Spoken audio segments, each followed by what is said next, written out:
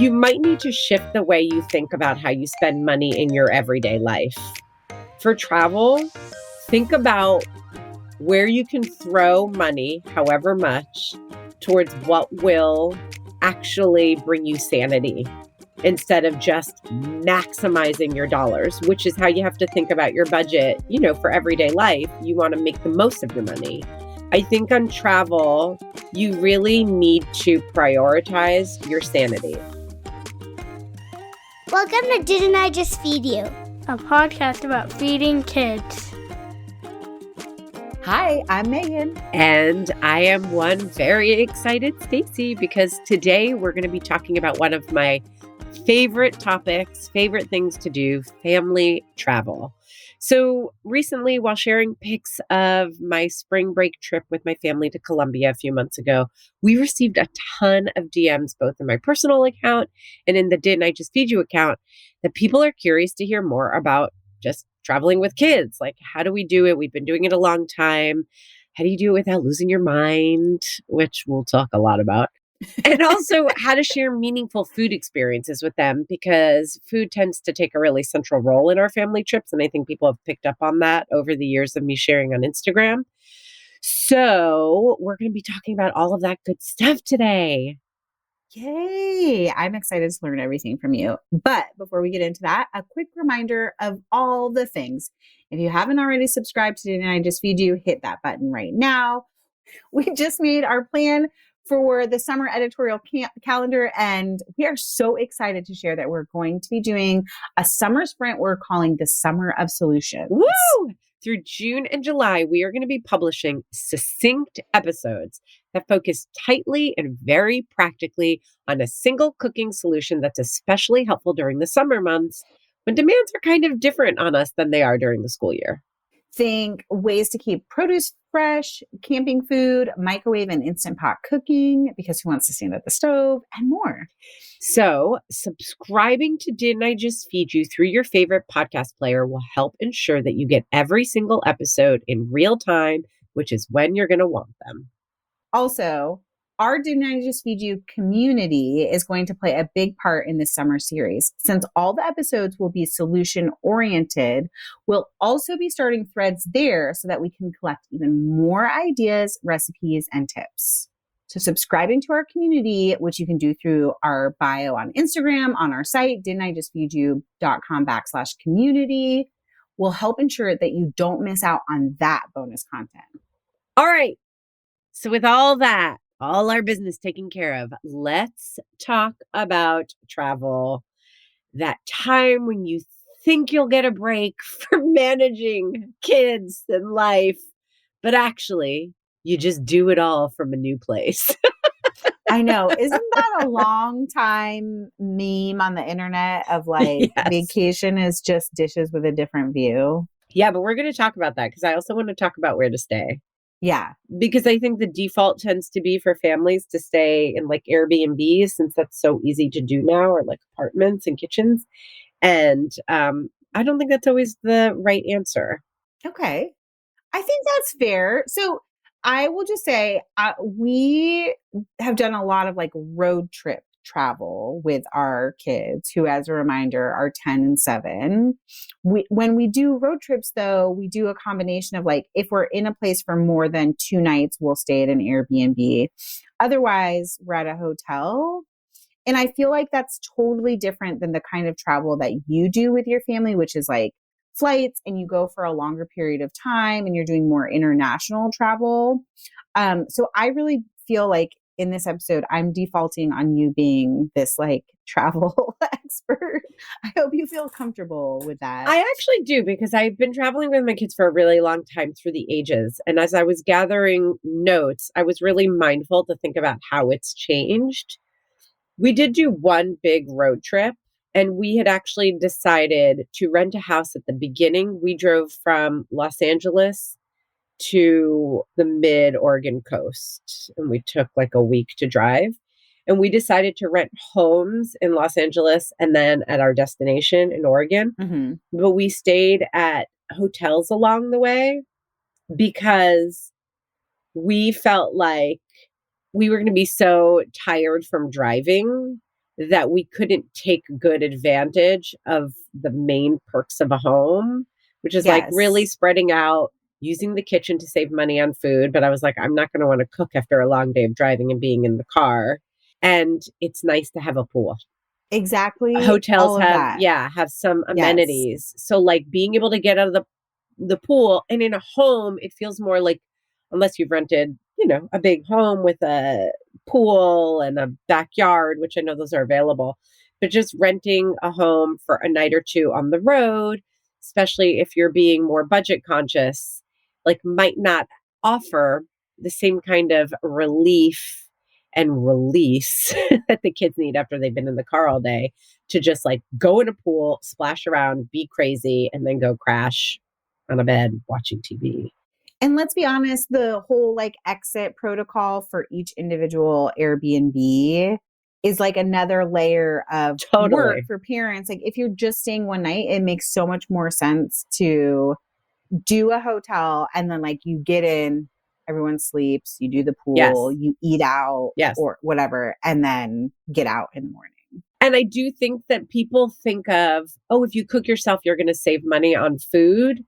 But, all of these tips end up being interrelated. But you can eat cheaply on the road, staying at a hotel, grab fast food, or like make dinner a slice of pizza. Do you know what I mean? Which relates to another tip we'll talk about later, which is letting go of expectations, especially around food when you're traveling. Yeah, I think there's something there too where people are like, oh, you can just go get groceries and you'll save a lot more money. But that doesn't account for like having to buy more ingredients than you'll possibly need or use in the time you're on vacation too. And it doesn't give enough opportunity to be spontaneous, which is supposed to be one of the perks of vacation. Yes. We talked about this in another episode that was related. I think it was about like road trip travel. That one time we went on a vacation. We were living in Idaho at the time, and we went to Lake Tahoe for a week with my brother and his wife. And I meal planned the whole thing because we were like on such a budget at that time, and it was terrible. It didn't give us the opportunity to like eat things and be spontaneous. And then it just tied me to the kitchen the whole time because I had planned things that like I couldn't hand off to other people. So we're already getting into some tips, but I want to start with one that kind of sets the stage, because I think that people travel all different ways and on very different budgets. And something that I feel passionately about is that travel should be accessible to as many people as possible. I understand that some budgets don't allow for travel at all. But if you are thinking about travel, you're listening to this episode, you're willing and able to put some budget towards it, you might need to shift the way you think about how you spend money in your everyday life. For travel, think about where you can throw money, however much, towards what will actually bring you sanity, instead of just maximizing your dollars, which is how you have to think about your budget, for everyday life. You want to make the most of your money because you want to save some and you want to, maximize the value. I think on travel, you really need to prioritize your sanity. So, for example, if the thought of spending a week in a hotel room with your kids or your entire family sounds horrible, there's no way you can like polish that turd. Like, you're going to spend all this money on vacation and planning a vacation. And if you're insisting on saving money by having one hotel room and everyone being in there, you're already setting yourself up to think like travel isn't worth the money. This is miserable, because you're going to be miserable in a room. So is there somewhere else where you can skimp so that you can get 2 adjoining rooms? Because that's a big additional cost. That was one of the first things that Mike and I learned about travel. And we immediately started putting budget towards 2 rooms. Brilliant. Immediately. Mike and I hate sharing a room with our kids. So if that means taking a more budget flight, if that means, whatever it means, like reducing the food budget, we'll do it. We're going to have separate rooms. It's the only thing. It's just not enjoyable otherwise. Yeah. And like you said, maybe you decide to do a road trip instead of that like big international flight so that you can actually enjoy it by having 2 rooms or staying somewhere Yes. affordable. Yes. If travel is something that's really, really exciting or important to you, the way it really is for us, I would say if your kids are still young, start doing it. So much of travel and being comfortable with travel and getting your kids comfortable with travel is habits. It's just habits because there is so much that is inconvenient. There's so much downtime. There's so much boring stuff. And the more you travel and the more adventurous you get, there's delays, there's long rides to go to like a more off the beaten path place. It can be boring, it can be hard. And just like exercising that muscle, I think is really important. And you can do that by just starting with much more affordable short trips around in your own state, like driving away for a weekend, then maybe taking a longer road trip, then kind of just getting in the habit and practicing, I think is really, really good. And I also think another thing that Mike and I started to do because we knew we wanted to spend more money on hotel rooms, we looked for, this is years ago, credit cards that gave us airline points because we wanted to pay for airline tickets that were more expensive using points. Like that was something we were going to prioritize travel. We knew we wanted to take a minimum of one trip a year with our kids every single year. From the time that Isaac was really like very young, we took him on his first international trip. He was 3 months old, but I was kind of piggybacking on a work trip for Mike. But that got us started because taking infants is actually so much easier than you think. So I was like, oh, this isn't so bad. This is pretty easy. Then there was a break. And then when Isaac was maybe like 6 and Oliver like 3, we took a trip. And then from then on, we've been going pretty regularly. So we were like, okay, let's sign up for credit cards that give us airline points. And that has been really, really helpful. Okay, going back to those baby and toddler things. If you're going to start early, I really, really believe that traveling with babies up until 2 is so much easier than people might expect. There's a gear issue. That can be hard for sure. And also jet lag can be hard on infants because they just really rely on their regular schedule. So maybe like thinking about time zones. And a recent discovery the last 3 years, we've really, really enjoyed, if you really want to go international and feel like it's adventurous, if you're in North America, traveling through the Americas, like Central America and South America, because the time zones are pretty much the same. So that's a way that you can feel adventurous. Some places in Central and South America are like more outdoor adventure, and you can miss out if you're with an infant because you can't do that. But actually, like if you don't mind if you're not looking to like zip line the whole time, maybe Or whitewater raft. Or whitewater raft. I think that's a really great option. And actually, it's a great way to chill because if you're going to eventually want to take your older kids on those adventures, a lot of times you have to look at the age restrictions because whitewater rafting, zip lining, a lot of this stuff you can't do again until the kids are like 12 and 13 and much older because they just don't meet the height requirement or the safety requirement. So that's a consideration. From like toddlers, I found traveling with toddlers really, really the hardest. I would say consider going to places that you've either been before or that you don't feel like you need to see everything. Okay. Because I feel like traveling with toddlers all the way into like school age, you really need to plan for downtime. That is a time when I really felt like I relied on Airbnbs and apartments because there's so much snacking. You want a lot of downtime, like maybe you want to go back for naps and you want like a separate room or separate space where you can relax while, your toddler is taking a nap.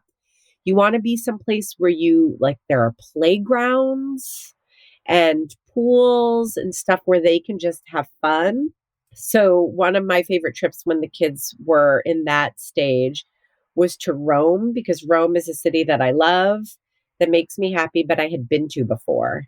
And instead of going someplace new where I wanted to see everything, I just got to like soak up being a local. Like, oh, I can just be here. I love cities. So cities, I think, are a great place to go with school age kids, because I felt like, we would go walk around in the morning, then we could go back to the apartment, eat a little lunch, take naps, relax, then go hit the playground, and I would just sit around, and then you actually end up meeting the kids, meet other kids, and that's really fun. And you meet other parents, and you can ask, like, what's there to do? Like, is there a children's museum around here? Or you can kind of find the intel from other parents at the playground.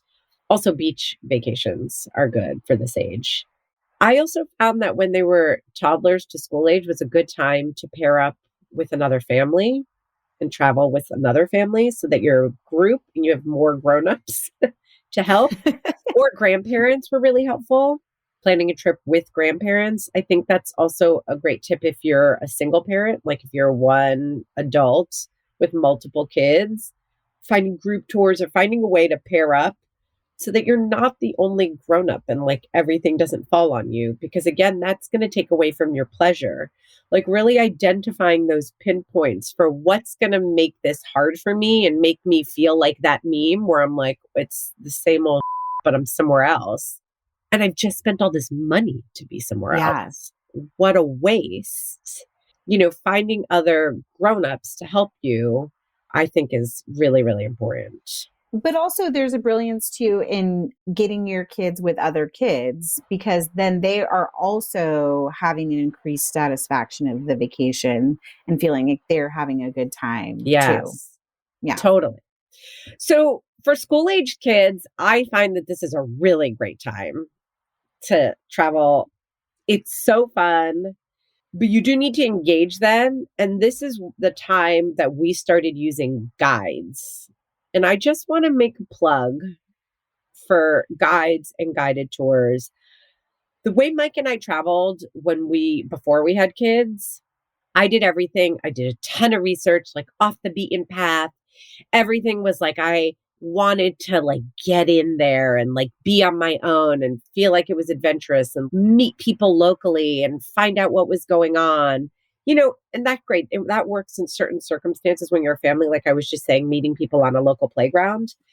But in general, we don't have time for that anymore, especially when we have school age kids and life is so busy and there's so much going on.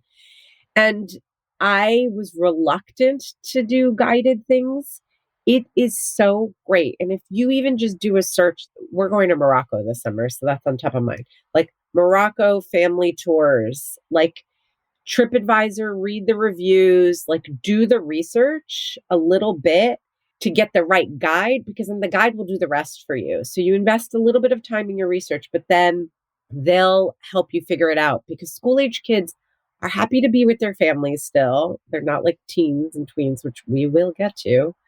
They're willing to engage, thinking about stuff they like. So one of our trips, we went to Turkey, and Oliver and Isaac were both really into like Percy Jackson and mythology and Greek and Roman gods. They both still are really into that stuff.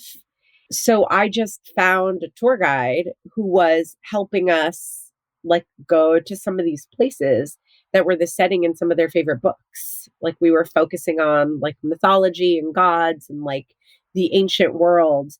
And I feel like school age kids are really open to engaging in this way if you can help them make those connections and make it relevant. Like if your kid doesn't like art, then spending lots of time going to museums or picking a destination where you're like, I've always wanted to go here because I've always wanted to go to Paris because I want to go to the Louvre.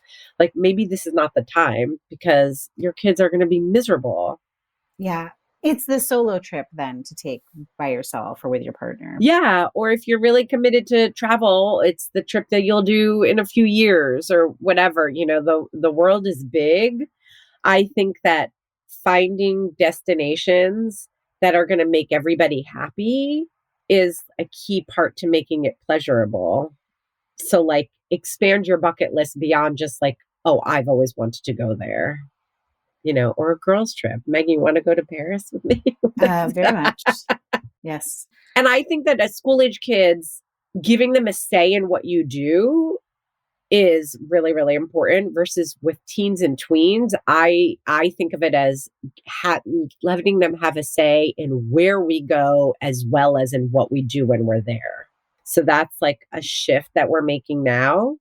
But like what we do, we're connecting it to things they love is just like really makes things more pleasurable. I know we joked at the beginning, like, oh, a vacation can just be the same thing with a different view for grownups. And we're thinking of dishes and feeding our family, but thinking about kids and like not just giving them, I know you were saying when they're really little, new playgrounds seem like a grand adventure, but we also want to make sure that to get our kids engaged in travel, we're not also just giving them the same view. Like it's not just parks and playgrounds and pools and iPad. It's something that they're really interested in. I am so glad you mentioned iPad. Let's talk really quickly about teens, and then I want to get to that because I think this is a huge piece of it. Before we talk about teens, can we take a break to hear from this week's sponsors? Let's do it. Why is food so colorful? Why do some eggs sink and others float in water? And what's the difference between food that grows underground versus above ground? Spring is a time of growing with new fresh foods popping up in gardens and markets alike, sparking new curiosities for kids to learn about food. And we might be biased, but we think that the best way to explore these curiosities is to get in the kitchen. By now, you know how much we love KiwiCo crates. We were so thrilled when they launched Yummy Crate last holiday season that I gifted them to my kids and they were a major hit. So this spring, we're doing it again. KiwiCo's STEAM-based approach is designed to foster a love for the true science of cooking with recipes and activities that explore hands-on creativity and experimentation. Each month, Yummy Crate delivers to your door high-quality kitchen tools, 3 recipes, and 2 projects that teach kitchen skills and get kids cooking with or without you. Everything in the crate is designed to foster a love for science and cooking in kids ages 6 to 14. From experimenting with the effect of pH on dough to designing artistic creations with pancake art, every Yummy Crate takes your meal to the next level with kid-friendly science, stories, history, and fun food facts in the Yummy Zine magazine. Before each crate arrives on your doorstep, you'll get an easy-to-use shopping list, which also includes alternative ingredient suggestions for different diets, from vegetarian to vegan, dairy-free to gluten-free. And with no commitment, you can pause or cancel anytime. Build kitchen confidence with hands-on experimentation with Yummy Crate from KiwiCo. Get 30% off your first month plus free shipping with the code DIJFY at kiwico.com. That's 30% off your first month at KIWICO.com. Promo code DIJFY, short for Didn't I Just Feed You? Stacy, as our resident makeup and skincare lover, does the end of winter make you want to refresh your skincare routine? Most definitely, though this year, I'm finding that my current routine using a combo of the Matter of Fact Ascorbic Acid 20 Brightening C Serum and Minimalist Hydrating Cream has done an amazing job of keeping my skin smooth and hydrated all winter long, which honestly is not an easy task. I agree. Usually by this point in the year, my skin looks dull and feels thirsty for hydration. I almost always switch products right around now, but I'm so impressed with how my Matter of Fact products are taking me from winter into spring. It's a dream for the minimalist like me who doesn't want to be bothered looking for new skincare products every year. To be honest, I love looking for new skincare products, but I can get overwhelmed by all the claims and info about quote unquote magic ingredients and quote unquote groundbreaking science. It can be too much, even for a skincare nerd like me. You do not have to tell me twice. I'm always overwhelmed by skincare choices and information.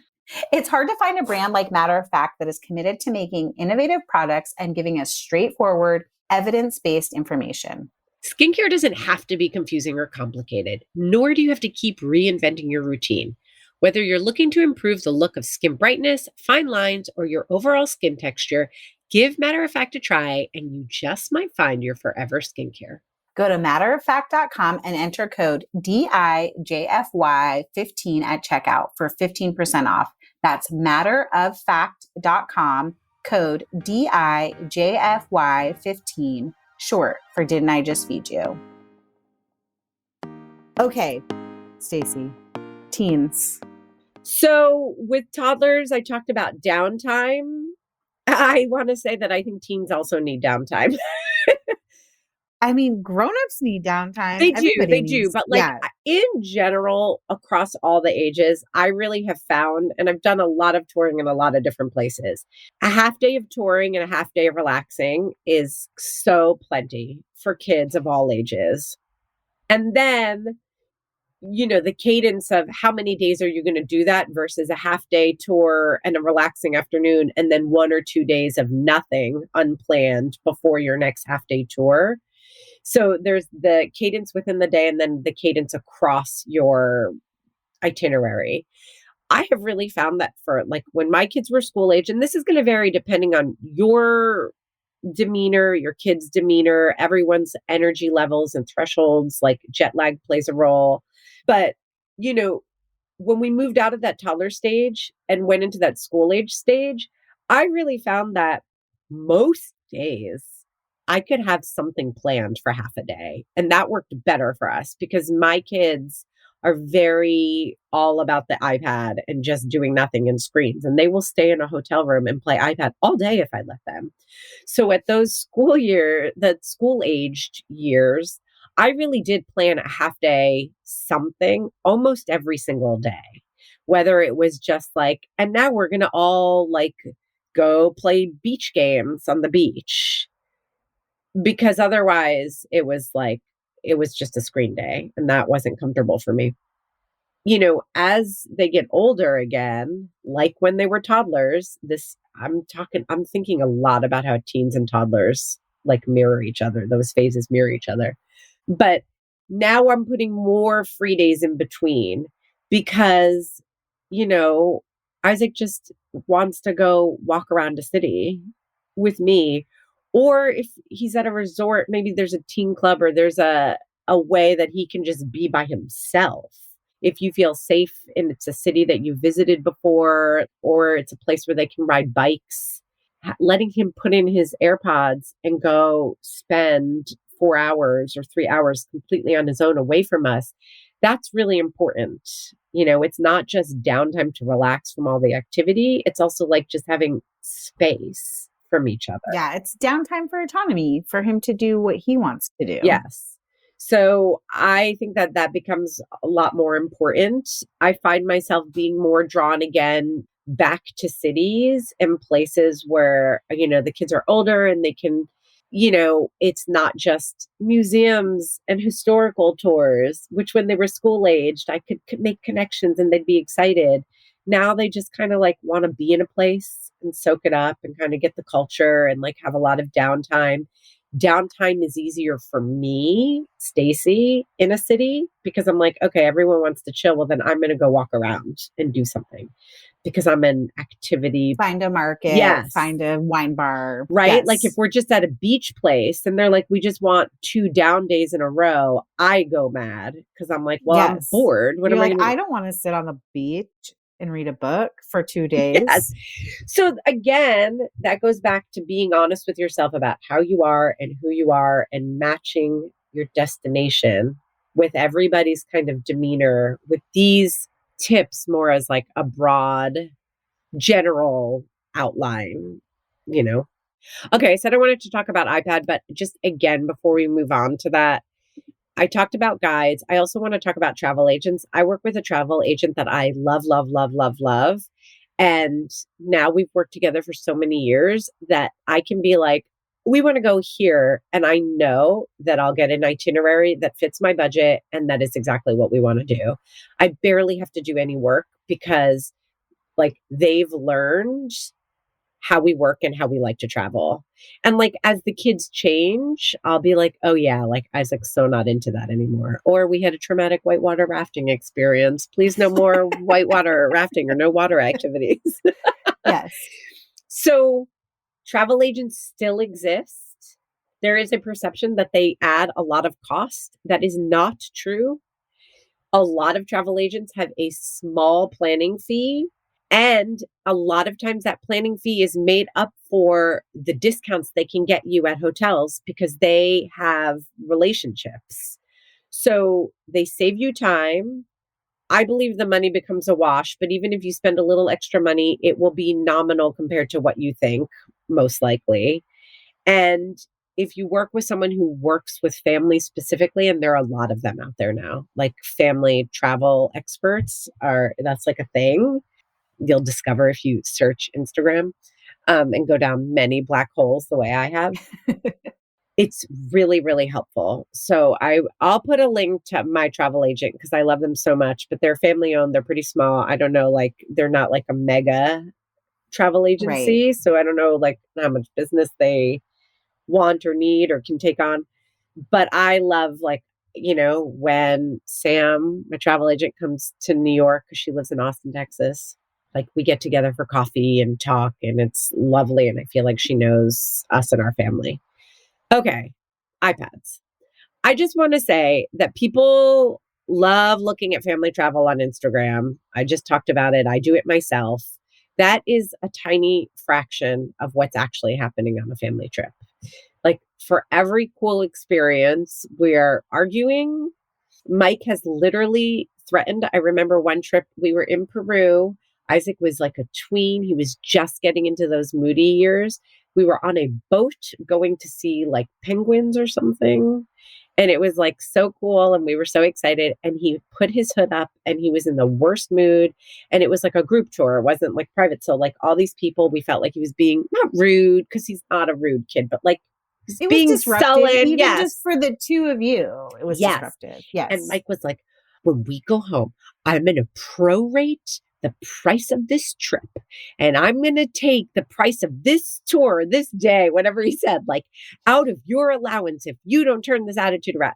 It was like Would that the work? most outlandish threads. Yeah. It was like the first thing that he could think of because I know that he felt anxious, like I spent money on this, like this, I don't want it to feel like a waste. You know what I mean? Like there is that pressure of we just invested money. That is not a small deal. Right. You know what I mean? Like unless you're someone who has a huge disposable income, this means something. We've chosen to take our money and put it here and give you an experience. And now you're acting. Yeah. And that's your time horrible. too, right? Like, Yes.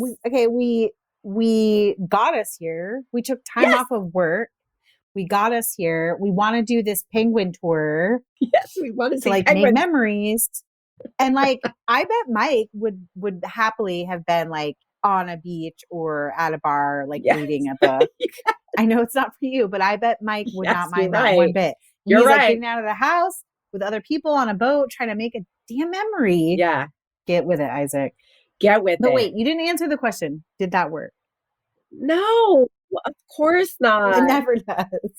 So the point is that like, that's not the stuff that we show on Instagram, like the ridiculous threats, the tears, the fights, The bribery. the bribery. So, the expectation, your expectation has to be that you'll keep low expectations.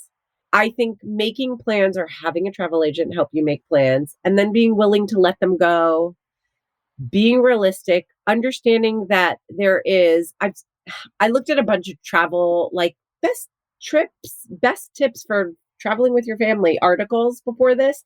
And I think it's funny that a lot of them are like, set expectations around screen time with your kid. Like there'll be certain hours or blah, blah, blah. I say no. I don't know. Maybe other people can do that more successfully than me. My expectations of our kids are when I will make plans to make sure you're engaged for part of the day. And I will also give you downtime. The downtime is theirs. It is theirs. And it really has to be downtime so that they can feel recharged, especially when jet lag's involved, to like show up at those activities that I plan respectful, which is what I expect. When we're with a guide, when someone's taking time, I don't need you to be like fully engaged. There's lots of time that Isaac is like off and you can tell he's barely paying attention, but you won't pull out your phone then because that's disrespectful when someone's talking to you. That's about the extent of it. I don't want you to be rude to people. Pay attention as much as you can pay attention. And then your free time is really yours, but really use it because tomorrow we're going on another tour. Or tomorrow we're going on a hike. And that comes back to also respecting that it's your kid's vacation. Not to say that it is as much as yours, like grown-ups should get priority. They're the planners, they're the people who pay for it. But saying you're going to have the same screen time rules on vacation that you would at home is, again, just putting them same different view. Totally. So we're pretty loose. My kids play a ton of iPad and games and do a ton of phone time when we're on vacation. But they also get these amazing experiences in between that I think are worth the value, and it recharges them and it makes it feel like they have something special.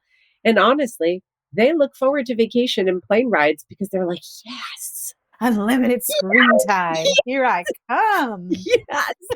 It makes vacation something they like too. Because if vacation is miserable for your kids, guess who doesn't want to go on vacation with you? And then that becomes miserable for you too. And the whole thing is forced. I actually think transitioning a conversation from screen time to food makes a lot of sense. But I am going to hit pause because I'm wondering, I'm not a sleep expert. I don't have a ton. But do you think it's worth talking for a minute about jet lag? Only if you have any tips or tricks. I think it's so subjective to the age of your kids, the sleep environment that you already have at home, and sleep systems that you already have at home, where you're staying, from like whether you're in a hotel or an Airbnb, to also like, are you in a city? Are you somewhere more remote? Are you camping even? Yeah. So that, I don't know. Do you have advice for jet lag? Oh, well, I wanted to say everything that you said. And then I will say a couple of small things that have helped that might help other people. But I think that doing a little bit of reading, like thinking about all the things you said, like what's your context? Like where are you going? What's the hours? Like how important is sleep to you? How well does your kid function when their sleep is messed up? Because I have one kid who functions pretty fine if you just leave him alone. Like he can handle himself. And I have one kid who, when he was younger, especially, disaster, like super disruptive when he doesn't get his sleep.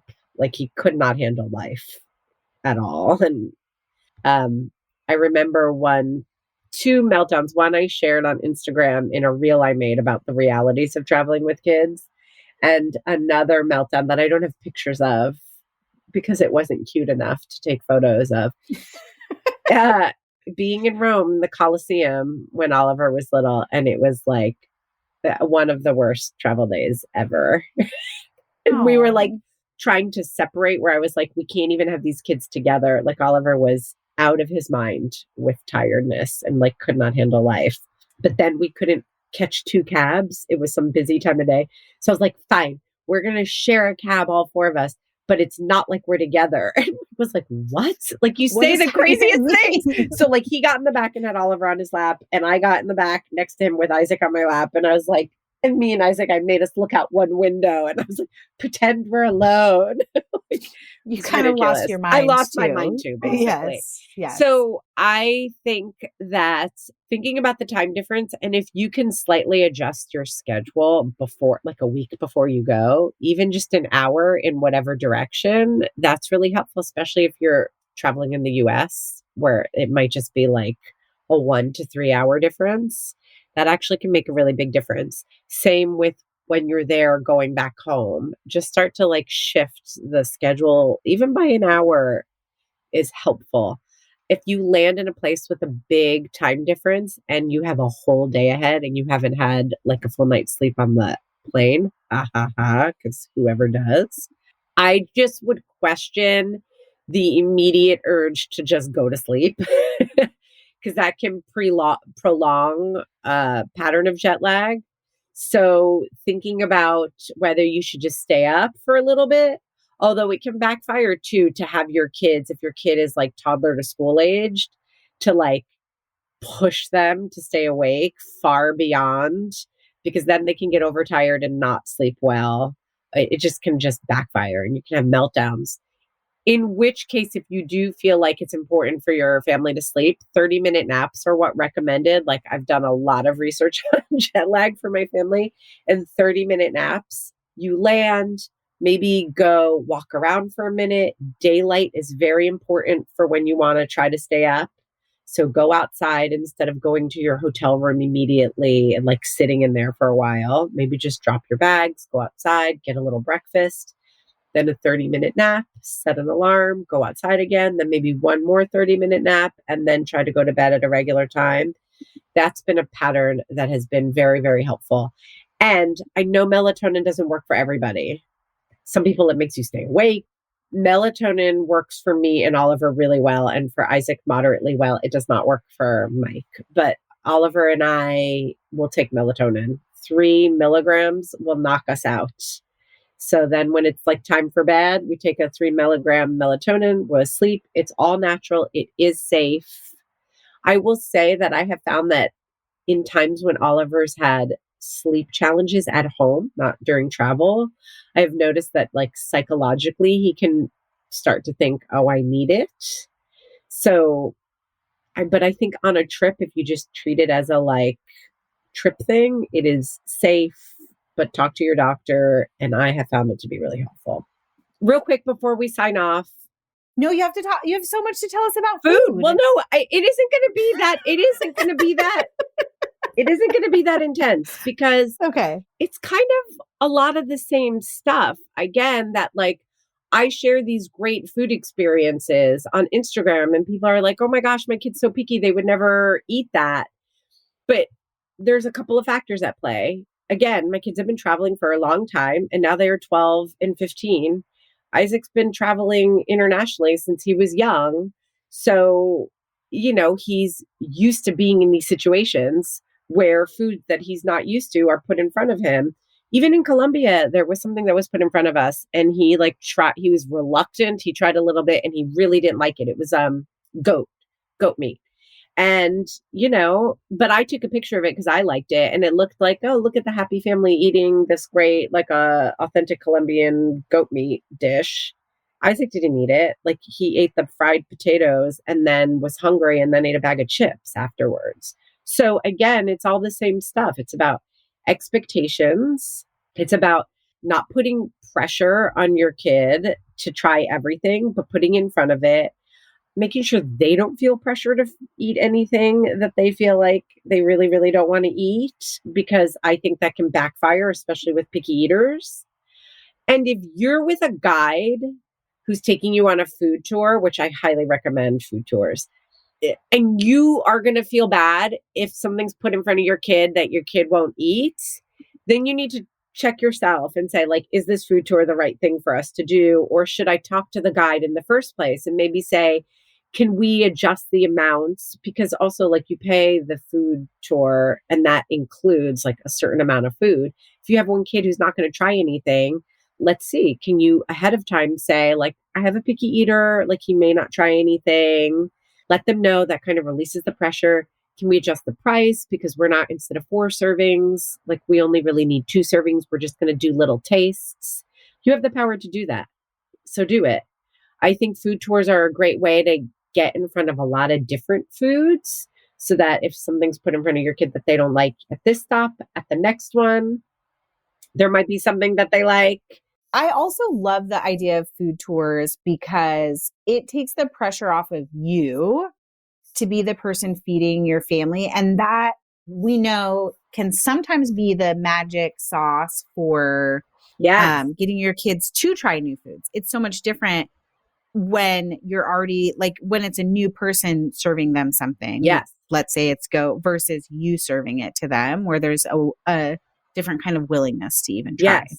And I think food tours also help put foods in context, which is where a lot of like when it isn't extreme picky, but it's like a more of a control push and pull with your kid at home, right? Yes, Selective eater thing that like at home, there's no control. It just gets put in front of them. And there's like, what's the context here? But, you know, in a food tour, when there's someone else and there's a story around the food and there's all these different people around trying it, like they might be willing to take a little taste and it might surprise you. when we were in Peru, we did something where guinea pig, which is a very typical indigenous dish, was put in front of us. And I couldn't believe it. Isaac tried it. Oliver did it. And that is one thing I want to say about when your kids don't try things.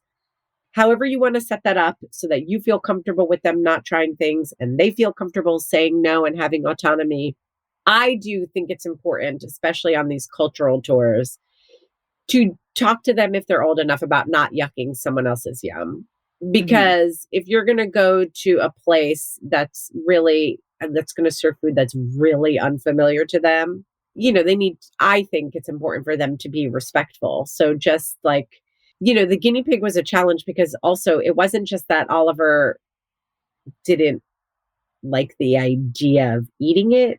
It actually he was like, guinea pigs, but cute little guinea pigs. You know what I mean? So having a cultural context and understanding the story and why it's an important dish in Peru and giving him something he could relate it to, the way we eat pork at home was important to helping him understand. And I think that really expanded his understanding of food and why people eat and how food works.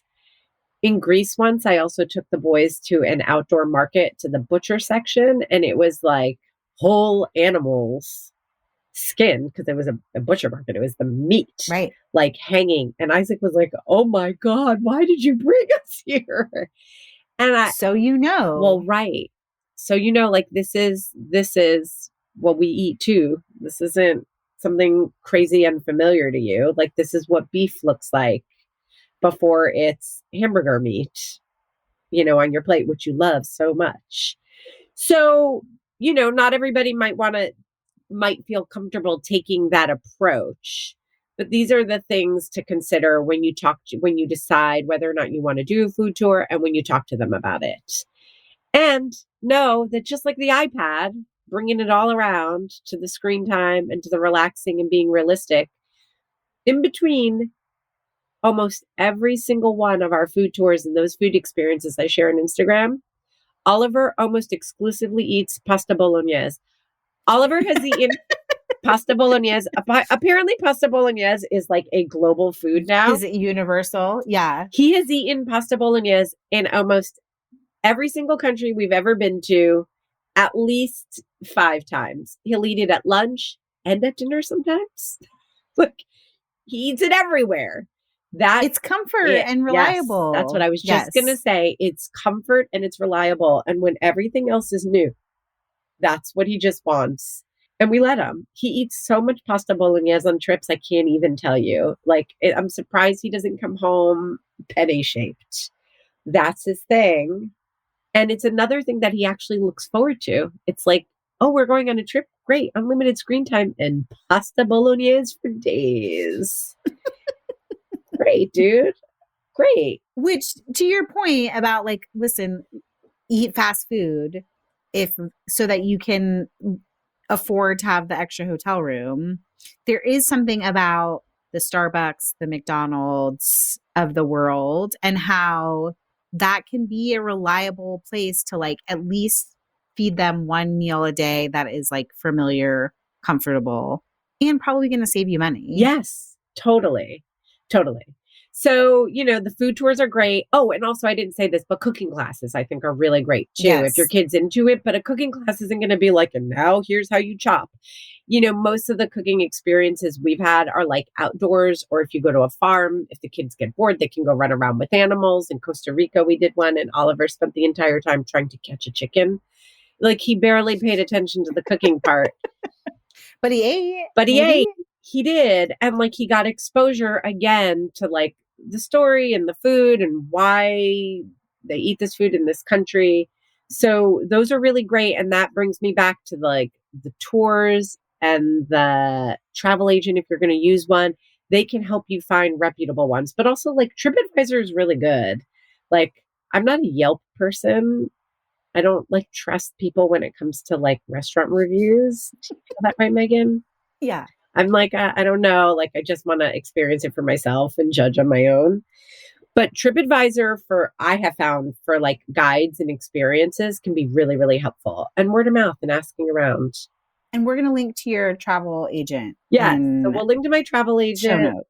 And we'll link to a couple of other, I think that Travel and Leisure, one of the travel publications that's still around, does like best of travel awards every year.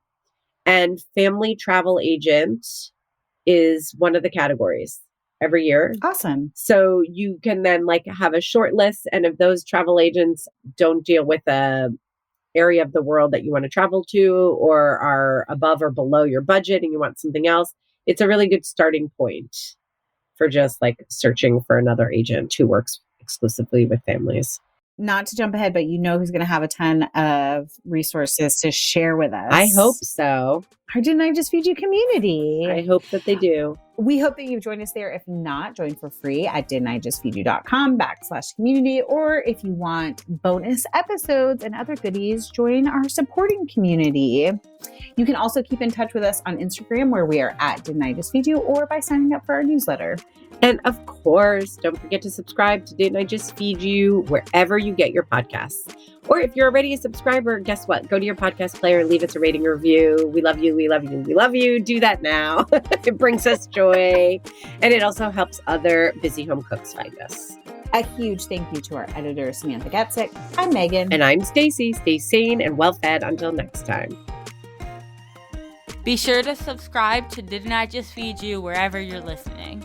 And don't forget to rate and review.